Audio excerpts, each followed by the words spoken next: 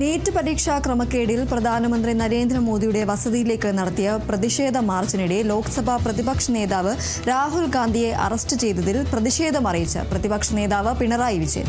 കേന്ദ്ര സർക്കാർ അടിച്ചമർത്താൻ ശ്രമിക്കും തോറും കൂടുതൽ ജനപിന്തുണ ആർജിക്കുകയാണ് ഡൽഹിയിലെ സമരമെന്നും ഇടത് വിദ്യാർത്ഥി സംഘടനകൾ ആദ്യം മുതൽ തന്നെ സമരത്തിന് ഐക്യദാർഢ്യം പ്രഖ്യാപിച്ച് സമരത്തിൽ പങ്കെടുത്തിരുന്നുവെന്നും പിണറായി വിജയൻ പറഞ്ഞു.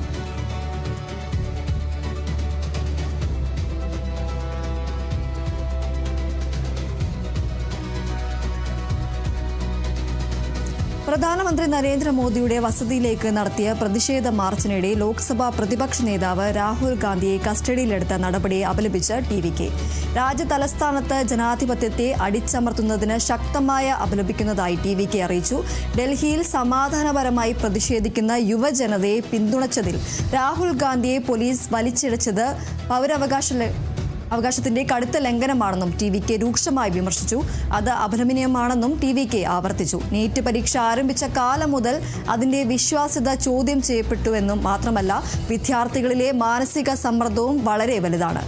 ഇതോടെ അവരുടെ സ്വപ്നങ്ങളും വലിയ ചോദ്യചിഹ്നമായി മാറുകയാണ്. കേന്ദ്ര സർക്കാർ നീറ്റ് പരീക്ഷ പൂർണ്ണമായും ഒഴിവാക്കണമെന്നും ടി.വി.കെ. ആവശ്യപ്പെട്ടു.